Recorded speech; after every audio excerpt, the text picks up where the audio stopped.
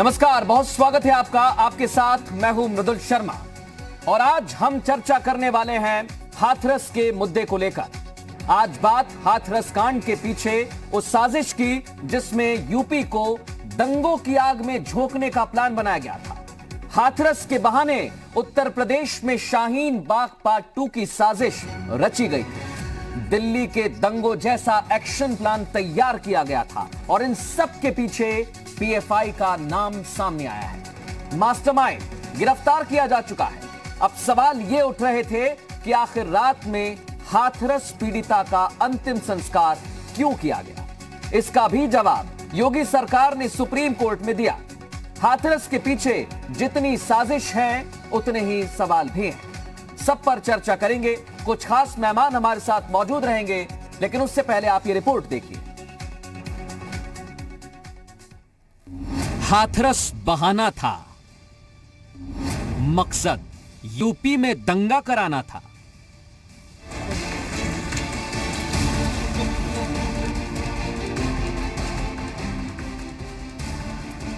जी हां, यूपी में हाथरस के बहाने दंगों की बड़ी साजिश रची गई थी। ये बात पिछले 3 दिनों से प्रदेश के मुख्यमंत्री योगी आदित्यनाथ कहते आ रहे हैं। आज भी उन्होंने कहा कि यूपी सरकार को बदनाम करने और अराजकता फैलाने की साजिश हुई। सारे लोगों को विकास अच्छा नहीं लगता।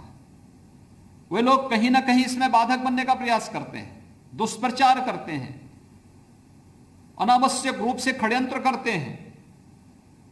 तमाम प्रकार के षड्यंत्रों के माध्यम से सरकार को भी बदनाम करने का कार्य करते हैं और साथ साथ समाज में जाति और सांप्रदायिक विद्वेष की भावना पैदा करने का कार्य करते हैं। हाथरस पीड़िता के अंतिम संस्कार को लेकर योगी सरकार पर लगातार निशाना साधा जा रहा था। सवाल पूछे जा रहे थे कि पीड़िता के अंतिम संस्कार को लेकर उत्तर प्रदेश पुलिस ने इतनी जल्दबाजी क्यों दिखाई, रात के अंधेरे में पीड़िता का अंतिम संस्कार क्यों किया गया। योगी सरकार ने इन सभी सवालों का जवाब सुप्रीम कोर्ट में दे दिया है। यूपी सरकार ने सुप्रीम कोर्ट को बताया कि हिंसा से बचने के लिए परिवार की मर्जी से पीड़िता का अंतिम संस्कार किया गया। सरकार ने कहा कि कुछ राजनीतिक पार्टियां जातीय और सामुदायिक हिंसा फैलाना चाहते थे। अदालत को यह भी बताया गया कि बाबरी ढांचा विध्वंस केस में फैसला आने की वजह से यूपी में हाई अलर्ट था और खुफिया एजेंसियों से सूचना मिली थी कि सुबह गांव में भारी संख्या में लोग जुटेंगे। ऐसे में हालात ना बिगड़े, इसके लिए रात में अंतिम संस्कार किया गया। कुछ मीडिया कर्मियों ने भी पीड़ित परिवार को भड़काया और सरकार के खिलाफ उकसाया। उन्होंने पीड़ित परिवार को दाह संस्कार करने से मना किया। ये दंगे भड़काने की, सरकार को डिस्टेबलाइज, सरकार को गिराने की ये पूरी की पूरी चली है। एंटी सीए में देखा वही लोग, पीएफआई, सीएफआई, ये सब लोग उसी में इन्वॉल्व हैं। और उसमें पॉलिटिकल पार्टी उस समय यूपी के अंदर देख रहे थे, सपा आ रही थी, अब कांग्रेस आ गई है। इस बीच यूपी पुलिस ने हाथरस के पीछे पीएफआई की साजिश का भी पर्दाफाश किया। मथुरा पुलिस ने पीएफआई के जिन 4 लोगों को गिरफ्तार किया, उनके तार केरल से भी जुड़े हैं। इसमें एक आरोपी अतीकुर रहमान तो पत्रकार बनकर हिंसा की साजिश रच रहा था। शाहीन बाग पार्ट 2 के लिए इसे फंड भी इकट्ठा करने की जिम्मेदारी मिली थी। पुलिस को विदेशी फंडिंग के भी सुराग मिले हैं। ऐसे में प्रदेश सरकार की मंत्री मोहसिन रजा कहते हैं कि पीएफआई सिमी का बदला रूप है, जिसे आतंकी संगठन घोषित कर प्रतिबंध लगाना चाहिए। पीएफआई जैसी संस्था और उससे जुड़े हुए तमाम लोग और उनको जो संरक्षण प्राप्त है राजनीतिक दलों का, ये उन लोगों का काम था जो एक उत्तर प्रदेश के अंदर बहुत बड़ा दंगा कराना चाहते थे, जातिगत दंगा। और हम तो भारत सरकार से मांग करेंगे कि इस संस्था को भी जांच करके इनके लोग जो दोषी लोग हों उनके खिलाफ कठोर कार्रवाई करते हुए इस संस्था को भी आतंकी संगठन की तरह बैन किया जाना चाहिए। उधर पीएफआई वाले कह रहे हैं कि सरकार अपनी बदनामी के डर से हमें इस मामले में घसीट रही है। गवर्नमेंट जो है अपनी लॉ एंड ऑर्डर को जो फेल हो गई है उसको छुपाने के लिए और लोगों का जो एक आक्रोश पूरे इंडिया में आ रहा है और उत्तर प्रदेश में आ रहा है, उससे बचने के लिए पॉपुलर फ्रंट ऑफ इंडिया का नाम इसमें घसीट रही है। इन सब के बीच हाथरस कांड पर सियासत भी जारी है। कांग्रेस का आरोप है कि यूपी सरकार जब किसी मामले में फंसती है तब किसी न किसी को आगे कर अपने पाप छिपाती है। उत्तर प्रदेश की योगी सरकार फंसती है तब कभी कभी किस संगठन को भी किस संगठन को आगे करके अपने पाप को छुपाना चाहती। बेहतर होगा भारतीय जनता पार्टी ये सब करने के बजाय क्षमा याचना कर ले। इन सब के बीच हाथरस में नेताओं के पहुंचने का सिलसिला भी जारी है। लेफ्ट के नेता भी हाथरस पहुंचे, सुप्रीम कोर्ट के जज की निगरानी में जांच कराने की मांग कर डाली। हम चाहते हैं न्यायिक जांच स्वतंत्र न्यायिक जांच। हाथरस कांड में विपक्ष के जितने सवाल हैं, सरकार कहती है कि उससे ज्यादा साजिश है। क्या वाकई इस बार साजिश शाहीन बाग पार्ट 2 की थी? ब्यूरो रिपोर्ट, ज़ी मीडिया। और आपने देख लिया किस तरीके से पूरी साजिश रची गई थी। खुलासा खुफिया रिपोर्ट में हुआ है, लेकिन सवाल यही है कि साजिश का खुलासा तो हो गया, लेकिन कार्रवाई कब की जाएगी, कदम कैसे और क्या उठाए जाएंगे। खास मेहमान हमारे साथ जुड़ रहे हैं, सीधे उनका रुख करेंगे। इस वक्त हमारे साथ शलभ मणि त्रिपाठी जुड़ चुके हैं, बीजेपी का पक्ष रखने के लिए मौजूद हैं और सलाहकार भी हैं वो इंफॉर्मेशन डिपार्टमेंट के, उनसे भी हम सवाल करेंगे। और मनोज पांडे भी हमारे साथ जुड़ेंगे, जो पूर्व में कैबिनेट मंत्री रहे हैं समाजवादी पार्टी का पक्ष रखने के लिए। ए.के. जैन साहब हमारे साथ थोड़ी देर में जुड़ जाएंगे, पूर्व डीजीपी हैं, वो भी कानून के लंबे जानकार हैं, प्रशासनिक अनुभव रखते हैं। अजय वर्मा भी हमारे साथ इस समय जुड़ गए हैं, कांग्रेस का पक्ष रखेंगे। मैं शलभ मणि जी, सबसे पहले आपका बहुत स्वागत करता हूं और एक सवाल सबसे अहम जो पूछा जा रहा है, आप ठीक 6 महीने पहले चलिए, जब दिसंबर में CAA और NRC को लेकर प्रदर्शन हो रहा था, उस दौरान भी PFI की साजिश सामने आई थी। कई जिलों से 100 से ज्यादा PFI के सदस्य गिरफ्तार किए गए थे। उसके बाद यह मांग उठने लगी कि इस पर बैन लगाया जाए, लेकिन 6 महीने बाद यह फिर से कहा जा रहा है कि PFI साजिश रच रही है, तो फिर बैन क्यों नहीं लगा रहे हम? देखिए, आपको पता है कि इस देश में बहुत से फैसले हम लोकतांत्रिक तरीके से लेते हैं। हमारे विपक्ष के साथी बैठे हैं, ये कोई ऐसा फैसला नहीं है कि हम अकेले ले लें, अकेले इसको लागू कर दें। और हम इस बात में विश्वास करते हैं कि PFI जैसे लोग सिर्फ किसी भारतीय जनता पार्टी की सरकार के लिए नहीं, केरल में कौन सी भारतीय जनता पार्टी की सरकार है, या तमाम अन्य राज्य जहां पर PFI को लेकर लोग सवाल उठाते हैं वहां पर भी भारतीय जनता पार्टी की सरकार नहीं है। ये देश सबका है, चाहे वो भाजपा का कोई व्यक्ति हो, चाहे वो कांग्रेस का हो, चाहे वो सपा या बसपा का हो। और ऐसे मुद्दों पर तो सबको मिलकर एक राय रखनी होगी, एक लोकतांत्रिक फैसला लेना है। आपको पता है कि यह फैसला सबकी राय सहमति से होगा। लेकिन दुर्भाग्य यह है कि राहुल गांधी जी अमेठी में चुनाव हारने के बाद जब जाते हैं और वहां पर जाकर चुनाव जीतते हैं, तो वहां पर जो लोग उनके समर्थन में खड़े होते हैं, मुझे बताने की आवश्यकता नहीं कि वो कौन है। और जिस तरह से तमाम CAA के उपद्रव के बाद, नागरिकता संशोधन कानून के उपद्रव के बाद, हिंसा के बाद, जो तमाम ऐसे उपद्रवी थे, ऐसे तमाम जो तत्व थे जिनके खिलाफ जब कार्रवाई हो रही थी, कांग्रेस पार्टी की नेता प्रियंका वाड्रा उनके घर जाती थी और कहती थी कि हम उनको पैसे देंगे, उनकी वकालत करेंगे। दुर्भाग्य यह है कि इस देश की सबसे पुरानी जो लोकतांत्रिक पार्टी है, वो भी PFI के पक्ष में खुलकर खड़ी होती है। आज जब PFI को लेकर कार्रवाई की बात हो रही है, शलभ मणि जी, मैं आपको रोकना चाह रहा हूं। बेहतरीन एक बहुत अहम सवाल, और आज हम दोनों आपसे पूछने वाले हैं, आपको फिर मैं मौका दूंगा। आज हम ये सवाल पूछ रहे हैं और इसमें सीमित वक्त भी हम जवाब का देंगे।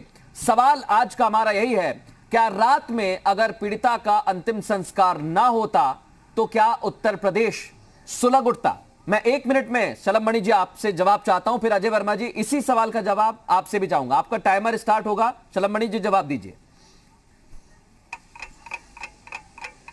देखिए, ये आपको पता है कि वहां पर दिल्ली में अस्पताल से और हाथरस तक परिवार के साथ डेड बॉडी को लेकर पुलिस के लोग ही आए, परिवार के लोग साथ में थे, रास्ते भर सब साथ में आए और दिल्ली से डेड बॉडी को हाथरस लाने के बीच में क्या क्या हुआ ये पूरे देश ने देखा। दिल्ली में कुछ लोगों ने अराजकता पैदा करने की कोशिश की, वहां पे भी छीना झपटी की, वहां पर दिल्ली के अंदर एक तरह की हिंसा फैलाने का प्रयास किया और बहुत मुश्किल से परिवार वालों की सहमति से डेड बॉडी हाथरस आई। परिवार वालों की सहमति से ही डेड बॉडी उनके दरवाजे पर गई और परिवार वालों की मौजूदगी में, उनकी सहमति में अंतिम संस्कार किया गया।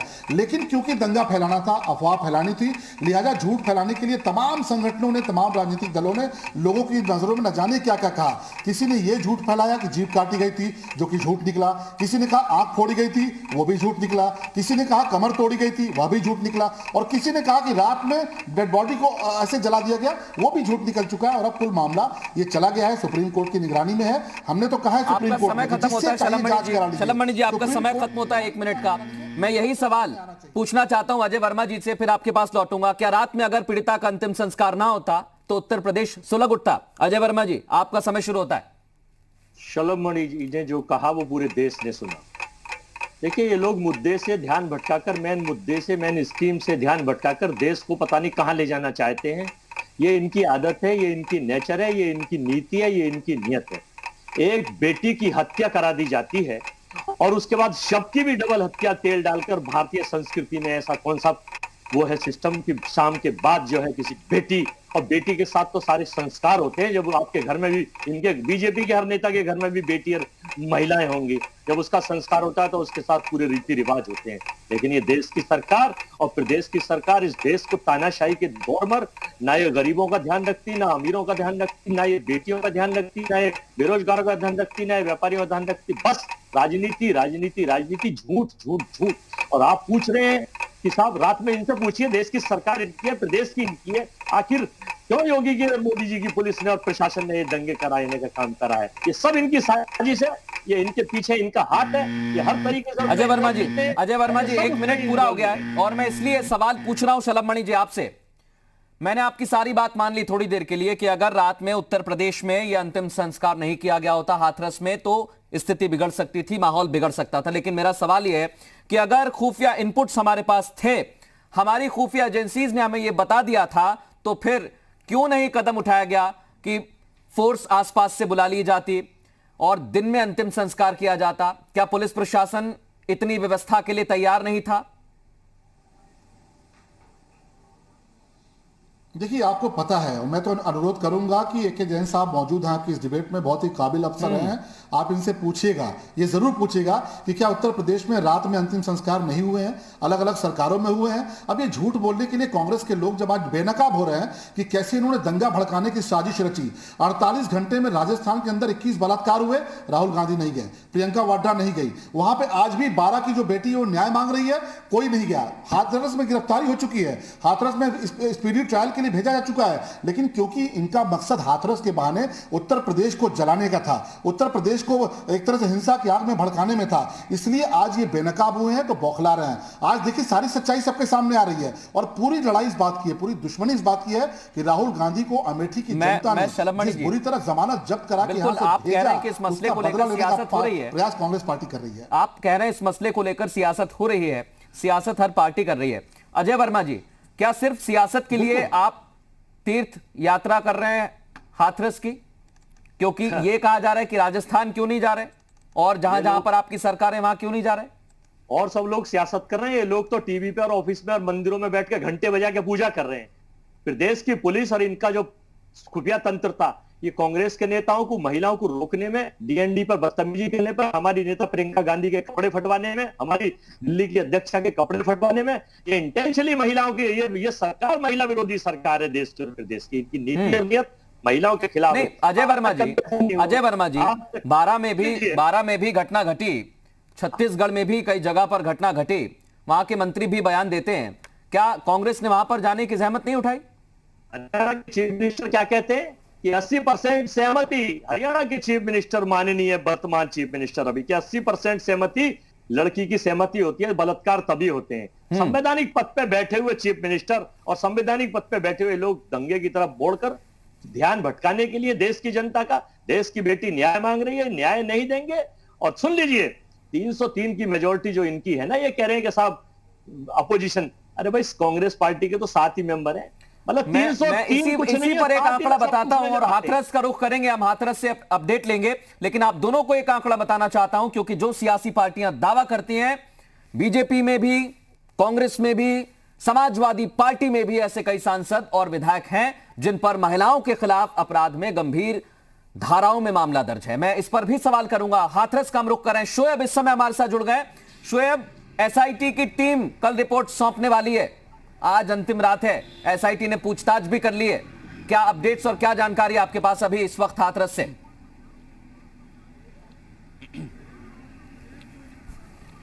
बिल्कुल, देखिए सुबह के वक्त एसआईटी की टीम आखिरी बार मुलाकात करने के लिए और जो भी चीज़ें रह गई थी उनको दर्ज करने के लिए गई थी, और कल इससे पहले उन्होंने अलीगढ़ में जाकर आरोपियों से भी मुलाकात की थी। तमाम जो भी तथ्य, जो भी बयान दर्ज करने थे एसआईटी ने वो तमाम कर लिए हैं। इंतज़ार इसी बात का है सबसे पहले, क्योंकि सबसे पहली जो रिपोर्ट है इस पूरे मामले की सच्चाई को सामने लाने के लिए वो एसआईटी की रिपोर्ट होगी। उसमें किस तरह के तथ्य सामने आते हैं, क्योंकि ये मामला अब दो तरीके से अगर देखा जाए तो अब हो चला है एक तो रेप हुआ है या नहीं हुआ है उसको लेकर तमाम जो रिपोर्ट आई है अब तक, पोस्टमार्टम रिपोर्ट या मेडिकल रिपोर्ट, उसको लेकर अभी तक पुष्टि नहीं हुई है, लेकिन बेटी की मौत हुई है, एक मामला ये है। दूसरा एक साजिश का एक दूसरा मामला जुड़ गया है कि जब ये पूरा मामला सामने आया और बेटी की मौत हो गई 28 तारीख को सफदरजंग हॉस्पिटल, 29 तारीख को जो भी पूरे मामला सामने आया, उसके बाद साजिश किस तरह से रची गई और जातीय हिंसा, एक तरीके से टकराव पैदा करने की कोशिश पूरे इलाके में की गई। तो यकीनन इन दोनों ही चीजों को लेकर सबकी निगाहें लगी हुई है एजेंसियों पर, बिल्कुल शोएब, भी ये निगाहें बनी हुई हैं इंटेलिजेंस की, क्योंकि और लगातार एक तरफ एसआईटी जांच कर रही है तो दूसरी तरफ खुलासे पर खुलासे हो रहे हैं, और इसलिए सवाल ये खड़ा होता है कि पीएफआई और सियासी दलों पर जो आरोप लग रहे हैं दंगा कराने की साजिश के, उन आरोपों का सच क्या है? अजय वर्मा जी। देखिए, सरकार आरोप सब पे लगा देती है। अभी पीछे देखा, एक बड़े नामी गिरामी नकली चैनल ने आरोप लगाया और फिर जब एम्स ने अपनी रिपोर्ट दी सुशांत के मामले में तो वो बैकफुट पर हैं और अब पता नहीं नजर भी नहीं आ रहे हैं, बस शोर मचा रहे हैं। हमारा मकसद ये है मृदुल जी, हाँ, कि एक हत्या की रिपोर्ट तो रात में उस बेटी की हत्या के खिलाफ हुई, फिर सारे प्रेस वालों पर ऐसी तानाशाही लागू कर दी कि चींटी नहीं घुस सकती, सबूत मिटाए जा रहे थे। हत्या का शव के साथ फिर जो दरिंदगी की गई और तेल डालकर एक फिर जो शव के साथ दूसरी हत्या की गई, मैं अनुरोध करूंगा इस समाज और देश के बुद्धिजीवी और पैनलिस्टों से कि एक मुकदमा और सरकार और इसके लोगों के खिलाफ हो कि शव के साथ हत्या, सबकी हत्या, डबल हत्या का मुकदमा इस प्रदेश की सरकार और इसके नामचीन अफसरों के ऊपर। कलेक्टर आज भी बैठे हुए हैं, उनको सस्पेंड करना चाहिए था, ट्रांसफर करना चाहिए था। कलेक्टर के वीडियो है, झूठे वीडियो दिखाकर अब अपोजिशन के लोगों के खिलाफ मुकदमे दर्ज कर लेते हैं झूठे वीडियो पर। और यही तो बड़ा सवाल है कि झूठ और सच के बीच में कौन कितना अच्छा है, कौन कितना सच्चा है। शलम मणि जी, आपसे भी मैं यही सवाल करना चाहता हूं। पीएफआई और सियासी दल जो एक दूसरे पर आरोप लगा रहे हैं, लेकिन खुलासे में कुछ राजनीतिक दलों का नाम सामने आया है, आरोपों का सच क्या है? देखिए, वो तो मृदुल जी आपके टीवी चैनल पर नजर आ रहा है। अब देश के लोग ये कहने लगे हैं कि दंगाई पीएफआई का मतलब कांग्रेस आई। ये आलू से सोना बनाने वाली पार्टी के जो महोदय बैठे हुए हैं, ये कह रहे हैं कि भाजपा की सरकार अमीरों का ख्याल नहीं रखती। अभी कह रहे थे आपके, तो साहब हम अमीरों का ख्याल रखने के लिए नहीं है, हम हर गरीब, हर व्यक्ति का ख्याल रखने के लिए है। दूसरा ये बता रहे हैं कि शव की दोबारा हत्या हुई, तो मुझे नहीं पता कि ये भी राहुल गांधी जी की तरह जो तमाम उनको कहा जाता है उस पे चल रहे हैं रास्ते पर। जहां तक कांग्रेस पार्टी का सवाल है, पूरे देश ने असली चेहरा देख लिया। इनके नेता जाकर कहते हैं, निजाम मलिक, कि आप इनके जिलाध्यक्ष हैं, कि सर काट कर लाओ 1 करोड़ देंगे। दूसरे नेता जाते हैं, भड़काते हैं कि आपको तो फर्जी जेल भेजा गया, आप अगर सड़क पर नहीं उतरे तो अन्याय हो जाएगा, बुलडोजर चल जाएगा। तो उत्तर प्रदेश को ये आग में झोंकने का इन्होंने प्रयास किया। और तमाम जो पीएफआई जैसे संगठन है उसके बचाव में कौन आ रहा है? आज कांग्रेस पार्टी आ रही है। तो अपने आप में ये पूरा रिश्ता स्टैब्लिश हो रहा है कि कांग्रेस, आपकी डिबेट में पीएफआई का कोई प्रतिनिधि नहीं है, लेकिन उसके बचाव में जो चिल्ला रहा है वो कांग्रेस पार्टी के नेता चिल्ला रहे हैं। मैं यही पूछना चाहता हूं, एक सेकंड शलम मणि जी, के लिए पीएफआई, शलम मणि जी, बिल्कुल पीएफआई पर अगर बैन लगाना है, आपने कहा कि कुछ प्रोसीजर होता है, उसे हमें फॉलो करना पड़ता है। मैं यही पूछना चाहता हूं, झारखंड में 2019 में कदम उठाया गया, झारखंड में पीएफआई को बैन किया गया, तो उत्तर प्रदेश में किस चीज का इंतजार है और कब तक इंतजार किया जाएगा? क्योंकि 6 महीने पहले भी एक साजिश का खुलासा हुआ। देखिए ऐसा है मृदुल जी, मैंने कहा ना, इसमें एक सर्वसम्मति से फैसला होना है और भारत सरकार के अपनी जो पार्लियामेंट है उसके स्तर पर इसको लेकर फैसला होना है। और आप देखिए, सीए नागरिकता संशोधन कानून किसी के खिलाफ नहीं था, लेकिन कांग्रेस पार्टी ने भड़काया कि देश के मुसलमानों के खिलाफ है, जबकि उसमें किसी के खिलाफ नहीं था। उसमें तो जो हिंदू बेचारे पाकिस्तान में मारे जा रहे हैं उनके पक्ष में था। लेकिन कांग्रेस पार्टी ने क्या कहा कि मुसलमानों तुमको भगा दिया जाएगा। ट्रिपल तलाक जो बहनों के पक्ष में था, जो इतने सालों से चला रहा था, और राजीव गांधी के टाइम में तो सुप्रीम कोर्ट के खिलाफ संसद में इन्होंने प्रस्ताव पास कर दिया, हम ट्रिपल तलाक लेके आए, इन्होंने मुसलमानों को फिर भड़काना शुरू कर दिया। आज प्रियंका वाड्रा की लॉन्चिंग ये उत्तर प्रदेश में करना चाहते हैं, तो 23 करोड़ जो जनता है उसको आग में झोंक के करना चाहते हैं। इससे बड़ा शर्मनाक कुछ नहीं हो सकता कि ये 12 में आज भी गिरफ्तारी नहीं है। आप पूछिए इनसे कि 12 के मुलजिम गिरफ्तार हो गए क्या? और मुख्यमंत्री वहां के क्या कहते हैं कि बलात्कारियों के साथ मैं यही सवाल पूछूंगा। उससे पहले शलम मणि जी बयान देता है, शलम मणि जी, शर्मनाक कुछ नहीं हो सकता। उत्तर प्रदेश में पहले कैबिनेट मंत्री भी रहे हैं मनोज पांडे जी, और समाजवादी पार्टी का पक्ष रखने के लिए इस समय मेरे साथ मौजूद हैं मैं पांडे साहब आपसे यही सवाल सबसे पहले करना चाहता हूं कि यह कहा जा रहा है कि जो पूरी हाथरस की घटना थी उत्तर प्रदेश में वो जातीय दंगों के लिए ही रची गई थी और इसमें पीएफआई और कुछ राजनीतिक दलों के नाम भी आ रहे हैं, क्या कहेंगे? अजय जी एक सेकेंड, अजय जी एक सेकेंड। घटना का सवाल है मृदुल जी। जी कहिए। आवाज आ रही है आपको? जी मनोज जी कहिए। देखिए, जहां तक हाथरस की घटना का सवाल है, मैं समझ सकता हूं और मैं कह सकता हूं कि बहुत दुखद घटना रही है। इसकी जितनी भी निंदा की जाए उतनी भी कम है। एक बेटी मारी गई और बेटी के साथ जो हुआ वो उस बेटी ने लगातार तमाम अपनी खुद की वीडियो और ऑडियो में वो चला है पूरी सोशल मीडिया में, और पूरा देश और देश का सब समाज उस घटना का समर्थन नहीं कर सकता, उसकी निंदा कर सकता है और करना भी चाहिए और कर भी रहा पूरा देश। जहां तक कई संगठनों की आप बात कर रहे हैं तो ठीक है, अगर देश के केंद्र की सरकार के पास, राज्य की सरकार के पास तमाम ऐसी खुफिया एजेंसी हैं, उनकी अपनी पुलिस की तमाम उनकी एजेंसी हैं, अगर कोई उसमें अराजक तत्व आया है उसकी जांच करे और पुलिस कार्रवाई करे, उसके लिए स्टेट और केंद्र उसके लिए खुली हुई है। लेकिन अगर आप इस पर चर्चा कम करके अगर इस पर चर्चा करें कि एक बेटी के साथ जो व्यवहार हुआ है आज वो हम सबके बीच में नहीं रही, देश में रहने वाला हर वो पिता जिसकी बेटी है आज वो कहीं ना कहीं सशंकित है। एक छोटे से ब्रेक के लिए मनोज जी मैं यहां पर रुक रहा हूं। कुछ अहम सवाल अभी भी खड़े हो रहे हैं क्योंकि पीएफआई जिस संगठन की बात की जा रही है, 6 महीने पहले समाजवादी पार्टी के साथ भी कुछ नेताओं के संबंध सामने आए थे, उस पर भी हम मनोज जी आपसे सवाल करेंगे। शलमणि त्रिपाठी भी हमारे साथ बने रहेंगे। एक छोटा सा ब्रेक हम यहां पर ले रहे हैं, जल्द लौटेंगे।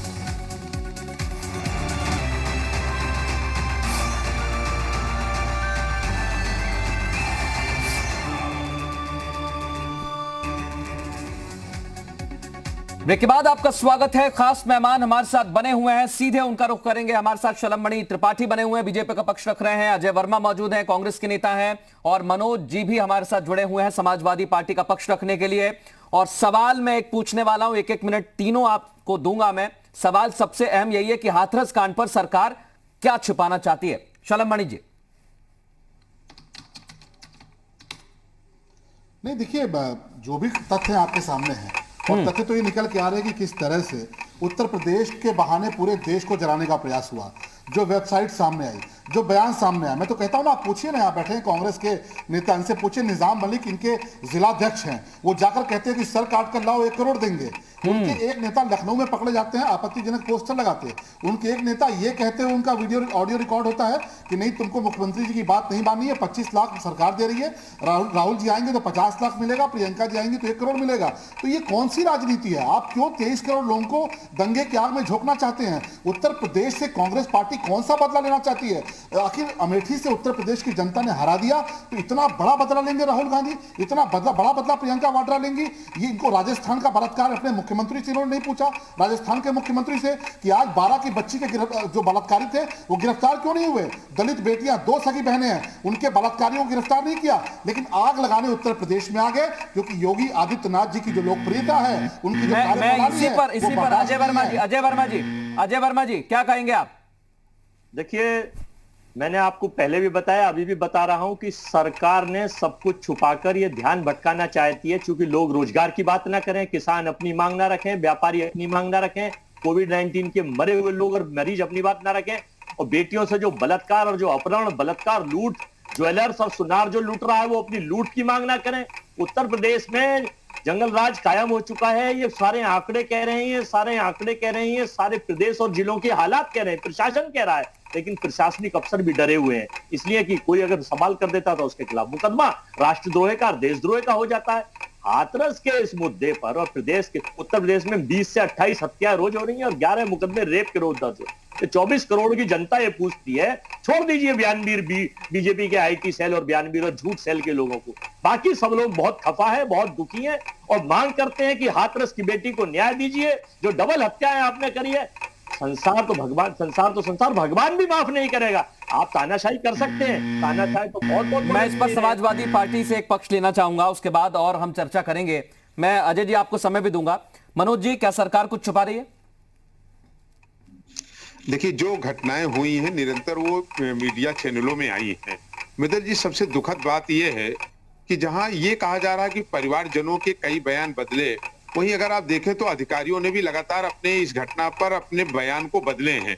जिस तरीके से बेटी का दाह संस्कार किया गया हिंदू नीत रीत में, मैं समझता हूं इसकी कोई मान्यता नहीं। इसकी जितनी निंदा की जाए, जिस तरह बेटी को लकड़ी के ऊपर फेंक करके और पेट्रोल डालकर और थिनर डाल करके आग लगा दिया गया, मैं समझता हूं कि एक मरी हुई बच्ची जिसके साथ पूरा देश खड़ा था, पूरी देश की सहानुभूति उसके साथ थी, क्यों रात में क्या इतनी जल्दी थी कि 2:30 बजे रात में उसका दाह संस्कार किया गया, जो कि हिंदू की संस्कृति और सभ्यता में इसका कहीं कोई स्थान नहीं है। न रात में हम लोगों के यहाँ इस तरह दाह संस्कार करने का कोई प्राविधान भी है। तो क्या आखिर वहां के पुलिस के बड़े अधिकारी और वहां पे जिला प्रशासन क्या छिपाना चाहता था, अपनी किन गलतियों पर पर्दा डालना था?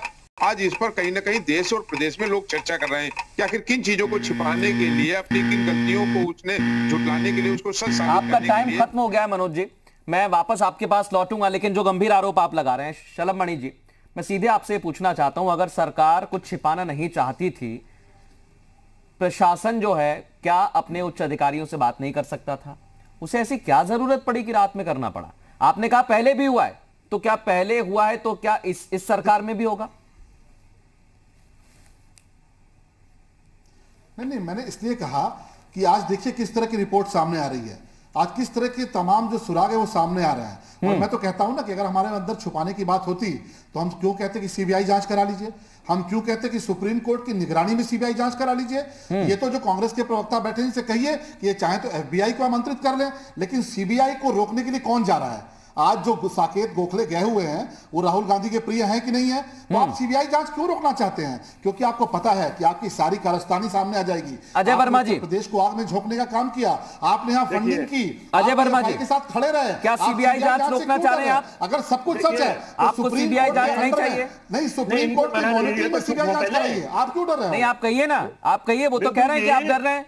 मृदुल जी, जिन विदेशों में हमारे ज्ञानवान प्रधानमंत्री इवेंट करने जाते हैं, उस विदेशी मीडिया ने बलरामपुर की और हाथरस की घटनाओं की बड़ी आलोचना की है सारे पेपरों में। जिस विदेश से कमर थपथपाते हैं, इनकी पीठ तो विदेश से वो कह रहे हैं एफबीआई मंगा लें, तो क्या चाहते क्या? यही तो पूछ रहा हूं, सीबीआई पर विश्वास नहीं है, कोर्ट पर नहीं है, किस पर विश्वास है? सीबीआई कराएं, आप सुप्रीम कोर्ट की निगरानी में कराएं, रिटायर्ड जस्टिस की में कराएं। सरकार आपकी तानाशाही, आपकी बेटी को मार दिया, शव को दोबारा मार दिया, हत्याएं रोज बढ़ रही हैं, जवाब आपके पास कुछ है नहीं। डाइवर्ट करने के लिए आप दुनिया भर के नाम लेंगे, कांग्रेस को बदनाम करेंगे। पीएफआई में ये है, पीएफआई के पूरे केस में पीएफआई से कांग्रेस का संबंध आया है अजय वर्मा जी? ये सरकार की रिपोर्ट कह रही है, मैं नहीं कह रहा हूं ये बिल्कुल नहीं आया है, और ना ही पीएफआई के समर्थन में कांग्रेस का कोई नेता है। इसमें 100% बीजेपी की साजिश और चाल है। ये पीछे से यही काम इनका आईटी सेल झूठ फैलाता है, और जब झूठ खुल जाता है तो हाथ उठा देता है। यही मैं बताना चाह रहा हूं अजय वर्मा जी, ये ना तो आईटी सेल ने कहा है, ये बाकायदा लिखित में कहा गया है। शलभ मणि जी एक छोटा जवाब, इसके बाद मनोज जी आपके पास आ रहा हूं। शलभ मणि जी कुछ कहना चाह रहे हैं आपकी बात पर? अजय वर्मा जी कहिए। शलभ मणि जी, बेबुनियादी चीजें झूठ दिखाते। देखिए ये इनके राहुल गांधी के लिए और कांग्रेस पार्टी के लिए एक नारा चलता है पूरे उत्तर प्रदेश में कि गद्दारों का राजा हूं मैं, बेईमानों का अरमान, अमेठी में हिंदू, वायनाड में मुसलमान। पीएफआई के जरिए चुनाव जीतने वाले राहुल गांधी प्रियंका वाड्रा की लॉन्चिंग के लिए इस तरह जिन्होंने पीएफआई का इस्तेमाल किया है, आज पूरा देश चीख चीख के कह रहा है कांग्रेस आई मतलब पीएफआई, दंगाई मतलब कांग्रेस आई, उपद्रवी मतलब कांग्रेस आई। इनका चुनाव बेनकाब हो चुका है। इनसे पूछिए कि प्रियंका वाड्रा क्यों नहीं गई? राजस्थान में सबसे ज्यादा बलात्कार हो रहे हैं। एनसीआरबी के डाटा कह रहा है, एनसीआरबी के डेटा के मुताबिक राजस्थान नंबर 1 पर है। प्रियंका वाड्रा क्यों नहीं जाती? राजस्थान नंबर 1 पे और 26वें नंबर पर उत्तर प्रदेश है। बलात्कार के मामलों में नंबर 1 पे राजस्थान है, ये नहीं जाते वहां पर। मैं यही पूछना चाह रहा हूं मनोज पांडे जी का रुख करता हूं, क्योंकि अगर बात रेप तक सीमित थी, अगर बात रेप के बाद हत्या तक सीमित थी, अगर बात पॉलिटिकल पार्टीज को वहां नहीं मिलने जाने तक सीमित थी, तो फिर यह पीएफआई की बात कहां से आ गई? मनोज जी, पीएफआई की बात सामने आती है और यह बताया जाता है कि 2022 में चुनाव जीतना है तो जाति की राजनीति करनी होगी, और मंत्री तो यह कहते कि हिंदुओं से ही हिंदुओं को लड़ाने की पूरी साजिश थी। देखिए मृदुल जी, जहां तक विपक्ष के ऊपर आरोप का सवाल है, मैं कह सकता हूं कि एक अच्छी लोकतांत्रिक प्रक्रिया में विपक्ष का बहुत महत्व होता है और विपक्ष का दायित्व भी होता है। विपक्षी पार्टियां अगर नहीं होंगी, लोकतंत्र मर जाएगा और खत्म हो जाएगा। ये जेएस थीमिस कहते हैं, मैं नहीं कहता हूं। देश के और विश्व के तमाम लोगों ने कहा, विद्वानों ने, कि एक अच्छा मजबूत विपक्ष होना चाहिए। अब विपक्ष अगर कहीं घटना हो गई, क्या उस बेटी के परिवार के लोगों के आंखों के आंसू पोंछने नहीं जा सकता? उनकी शोक संवेदना में खड़ा नहीं हो सकता? नहीं जाइए ना सर, कम करने के लिए नहीं जा सकता? मनोज जी जाइए ना सर, लेकिन जब आपको जाने दे दिया, लगेगा विपक्ष। मैं समाजवादी पार्टी पर ही सवाल कर रहा हूं। मैं बिल्कुल ठीक कह रहे हैं आप, बिल्कुल आपका अधिकार है। और हमने उस दिन भी पूछा था जब राजनीतिक दलों को और मीडिया को एंट्री नहीं दी थी, मैं ही उस दिन चर्चा में था, मैंने ये सवाल पूछा कि आखिर क्यों नहीं जाने दे रहे हैं, क्या ये अघोषित इमरजेंसी नहीं है? लेकिन जब जाने दिया तो वहां पर हंगामा करने की क्या जरूरत थी? देखिए, जहां तक समाजवादी पार्टी का सवाल है, समाजवादी पार्टी 14 तारीख से केवल एक ही मांग कर रही है कि जिस तरीके से उत्तर प्रदेश में लगातार महिला अपराध बढ़ रहे हैं, बेटियों के साथ बलात्कार हो रहा है, हत्याएं हो रही हैं, लगातार उत्तर प्रदेश में क्राइम बढ़ रहा है, ये कहीं ना कहीं उत्तर प्रदेश के रहने वाले 23 करोड़ लोगों के लिए चिंता का विषय है। समाजवादी पार्टी उस बेटी के परिवार के साथ खड़ी है। समाजवादी पार्टी चाहती है कि उसके परिवारजनों को न्याय मिले। समाजवादी पार्टी चाहती है कि ऐसे क्राइम पर अंकुश लगे, और समाजवादी पार्टी चाहती है कि ऐसे अधिकारियों को जिन्होंने बेटी का कोई इंसाफ न मिले, उनके किए पर पर्दा पड़े। यही तो अहम सवाल हो जाता है फिर, अगर समाजवादी पार्टी ये चाहती है तो समाजवादी पार्टी को विश्वास किस पर होगा? क्योंकि मैं मनोज जी इसलिए आपसे पूछ रहा हूं, आप तो चाहते हैं, लेकिन सरकार और प्रशासन अपनी रिपोर्ट में कहता है ना जबान कटी है, ना रेप हुआ है। ये रिपोर्ट में लिखा, ये बाद में जब रिपोर्ट पूरी तैयार जो रही है, हालांकि एसआईटी एक तरफ जांच कर रही है, उसके बावजूद इस पर विश्वास क्यों नहीं है? बहुत दुखद है मृदुल जी, बहुत दुखद है, बहुत दुख हो रहा है, हमें कष्ट हो रहा है ये कहते हुए। एक चीज तो सच है ना, बेटी मरी। एक चीज सच है ना कि बेटी को लकड़ी के ऊपर थिनक डाल करके फूंकते हुए पूरे देश ने देखा। ये पूरे देश के सोशल मीडिया में आया। क्या आप इसे इनकार कर देंगे कि बेटी मारी गई? क्या आप इसे इनकार कर देंगे कुछ लोगों ने उसके साथ जबरदस्ती किया? क्या आप इसे इनकार कर देंगे कि उनका परिवार आज यतीम हो गया, अपनी बेटी के लिए सीना पीट रहा है? क्या आप इसे इनकार कर देंगे कि देश में रहने वाला हर वो पिता जिसकी बेटी है आज वो कहीं ना कहीं दुखी है? नहीं, बिल्कुल बिल्कुल आप ठीक कह रहे हैं। हम हर एक खबर, हर एक तथ्य, हर एक बयान, हर एक रिपोर्ट लगातार बता रहे हैं और सवाल भी पूछ रहे हैं कि अगर इस पूरे मामले पर और सख्ती बरती जाती तो क्या हाथरस की बेटी की जान बचाई जा सकती थी? शलभमणि त्रिपाठी जी। नहीं, मैं तो सिर्फ देखिए एक बात कहूंगा, जो कुछ भी हो रहा है, आपको पता है कि एसआईटी जांच के आदेश हो चुके हैं, एसआईटी की जांच की प्रिलिमिनरी रिपोर्ट पर कार्रवाई भी हो चुकी है। आखिर सीबीआई से बड़ी और सुप्रीम कोर्ट की निगरानी में सीबीआई की जांच से बड़ी क्या चीज हो सकती है? अभी राहुल गांधी का बयान आया कि नहीं, सीबीआई जांच नहीं होनी चाहिए, आप सीबीआई जांच के अलावा कोई जांच करा लीजिए। मैं ये पूछना चाहता हूं, पूछिए कांग्रेस पार्टी के प्रवक्ता से कि आखिर सीबीआई से डर क्यों लग रहा है? अगर आपने दंगे फैलाने के प्रयास नहीं किए, आपने फंडिंग नहीं की, आपने हाथरस के बहाने उत्तर प्रदेश को जलाने का प्रयास नहीं किया, सीबीआई से क्यों डर रहे हो? हम तो कह रहे हैं सुप्रीम कोर्ट की निगरानी में करा लो, फिर क्यों डर रहे हो आखिर आप सीबीआई से? किस बात का भय आपको है? और आपके नेता पहले दिन जब गए तो प्रियंका वाड्रा ने कहा सीबीआई होनी चाहिए, राहुल गांधी ने कहा सीबीआई होनी चाहिए। आज पीड़ित परिवार ने बयान दिया कि सीबीआई नहीं, हमको एसआईटी पर भरोसा है। और पीड़ित परिवार का यह बयान अपने आप में इस बात का प्रमाण है कि उत्तर प्रदेश की सरकार ने कितनी ईमानदारी से काम किया कि पीड़ित परिवार भी अजय कह रहा है कि सीबीआई से बेहतर हमारे लिए एसआईटी है। लेकिन कांग्रेस पार्टी क्यों लड़ रही है सीबीआई से? शलभमणि जी, टाइम आपका खत्म हो गया, क्योंकि हम चाहते हैं कि इस मसले पर ठीक तरीके से जवाब आए। अजय वर्मा जी, मेरा भी आपसे यही सवाल है। घूम फिर के बात आ जाती है कि कांग्रेस पीएफआई से मिली हुई है, कांग्रेस ने ऐसा किया वैसा किया, लेकिन क्या आपको लगता है कि प्रशासन अगर ठीक तरह से काम करता तो बेटी की जान बचाई जा सकती थी? सलब देखिए मृदुल जी, विपक्ष की आप बात कर रहे थे अभी कि साहब विपक्ष ने माहौल बिगाड़ दिया।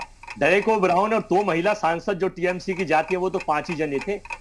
किस कदर महिलाओं की बेइज्जती है प्रदेश और देश की सरकार कर रही है, महिला विरोधी सरकार, ये बेटी विरोधी सरकार किस तरह जैन चौधरी के ऊपर किस तरह से लाठीचार्ज कराया एक सांसद के, पूर्व सांसदों की पार्टी के ऊपर, प्रियंका गांधी का कुर्ता किस तरह से खिंचवाया, शर्म नहीं आती इन चीजों को। राहुल गांधी को गिरा के उनकी तो हत्या का प्रयास था। हम तो इवेंट करनी नहीं जानते, बढ़िया अगर साहब होते तो इसी में हॉस्पिटल में भर्ती हो जाते कि मेरा हाथ टूट गया और इवेंट बना दिया जाता पूरे देश में कि मेरी हत्या का प्रयास किया जा रहा है।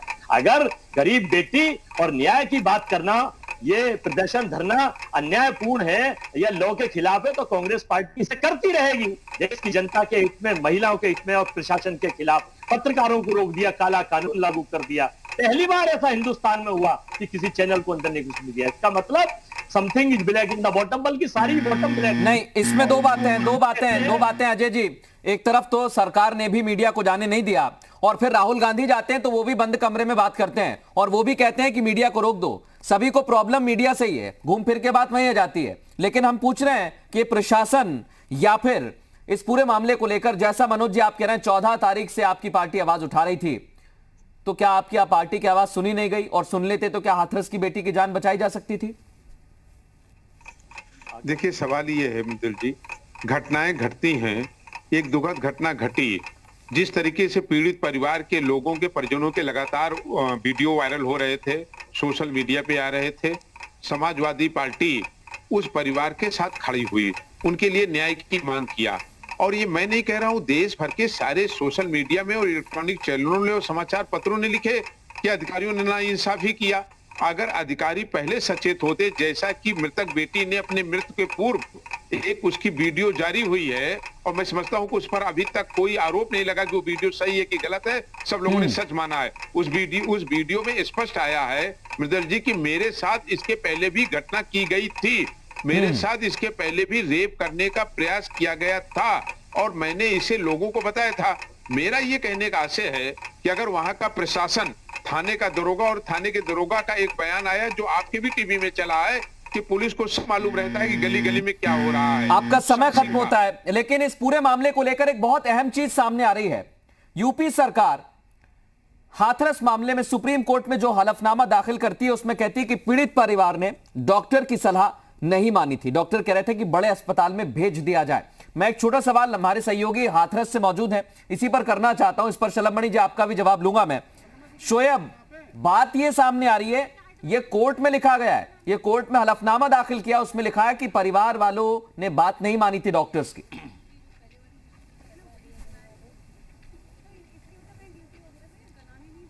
बिल्कुल, देखिए अगर कोर्ट में बात गई है तो जाहिर सी बात है कि बात सही होगी, लेकिन कई चीज़ें इस तरह की 14 तारीख से लेकर और जब तक बेटी की मौत हुई वो है मुर्दुल, जिस पर सवाल खड़े किए जा रहे हैं। ये बात सच है क्योंकि आसपास के जो इलाके हैं या जो गांव हैं, क्योंकि जो ये बुलगड़ी गांव है, ये यहाँ प्रधान दूसरा जो गांव है एक पड़ोस का ही, उन दोनों गांव को मिलाकर होता है। तो मैं आज प्रधान के पास भी गया था, तो प्रधान ने हमें बताया कि 14 तारीख को जब ये मामला हुआ तो उनके पास भी ये फैमिली आई थी, ये तमाम चीज़ें हुई, लेकिन उसके बाद जैसे जैसे वक्त बढ़ा और 28 तारीख जब तक जो बेटी थी 27-26 तारीख से जब दिल्ली गई और फिर मौत हुई, तब तक चीज़ें बदलती गई बार बार। और ये चीज़ें जब बदली तो शक के घेरे में भी कई बयान है, कई तरह की जो चीज़ें हैं वो हुई है। इसीलिए इस पूरे मामले की जांच जब तक नहीं हो जाएगी और सच्चाई सामने नहीं आएगी तो यकीनन कुछ भी कहना अभी जल्दबाजी है, चाहे वो अच्छे हॉस्पिटल्स में जाने का मामला हो, क्योंकि इसमें हमारी जो ऑफ द रिकॉर्ड बात हुई है उसमें कई पॉलिटिकल लिंक भी इस तरह की बातें सामने आ रही है कि कई ऐसे जनप्रतिनिधि भी थे इलाके के या यहाँ के स्थान ने जिन्होंने इस मामले को दूसरा रंग देने की शुरुआत से ही कोशिश की थी।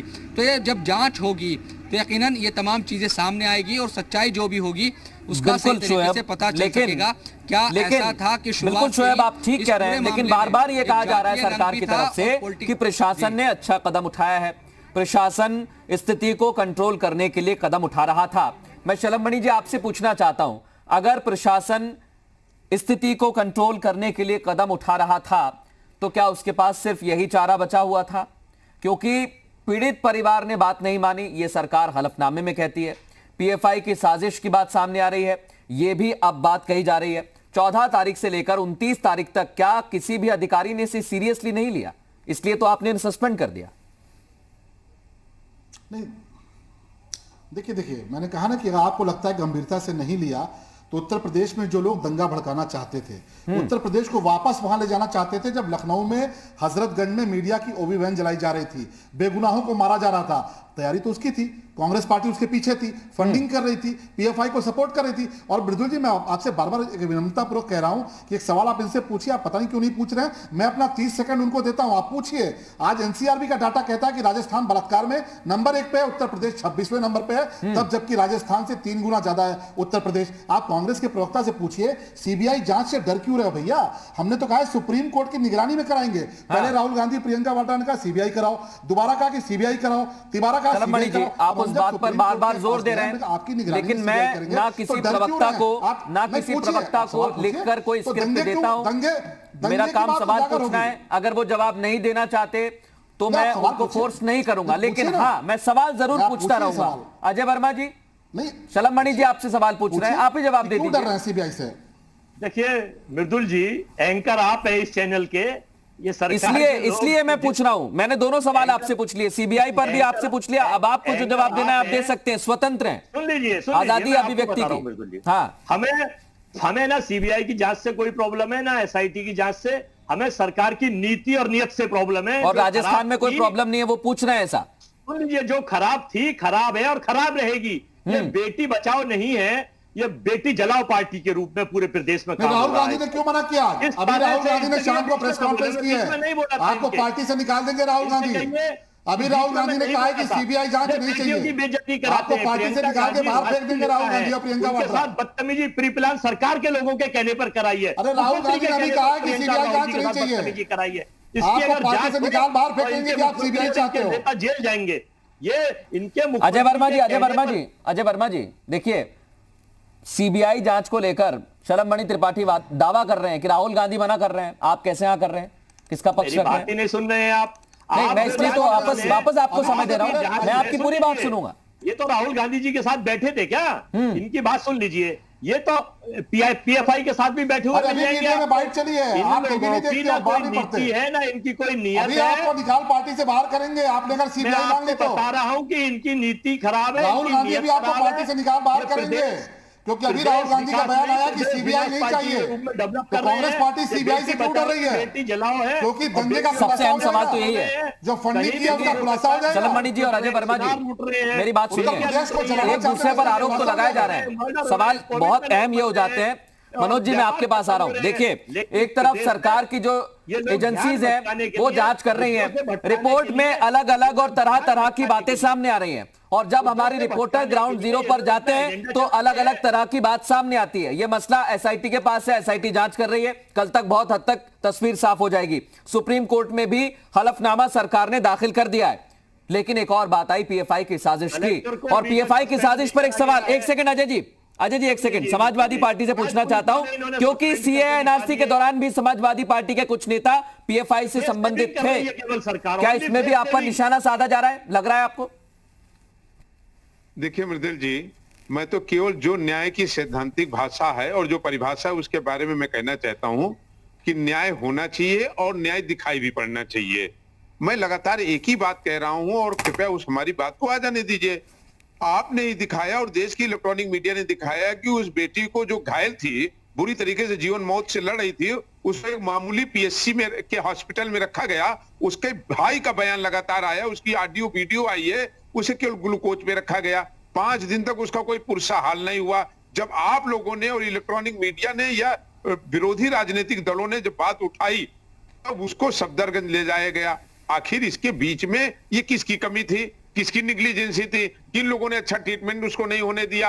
अगर शायद अच्छा ट्रीटमेंट हुआ होता, वो बेटी मरी ना होती, आज हम लोगों के बीच में होती। तो मैं तो ये सवाल उठा रहा हूं कि इस घटना के बाद किन लोगों ने उसको गंभीरता से न लेकर के अच्छी स्वास्थ्य सेवाएं नहीं दी, अच्छी सुरक्षा नहीं दिया उसे, और तत्कालिक बिल्कुल आपके सवाल बिल्कुल जायज है, बिल्कुल जायज है मनोज जी आपके सवाल, लेकिन सवाल यह भी सामने आ रहा है क्योंकि जो आरोपी हैं इस पूरे मामले को लेकर, उनके खिलाफ भी ये कहा जा रहा है कि उन्हें फंसाया जा रहा है, तो दूसरी तरफ प्रदेश में दंगा करवाने की साजिश का भी खुलासा हुआ है।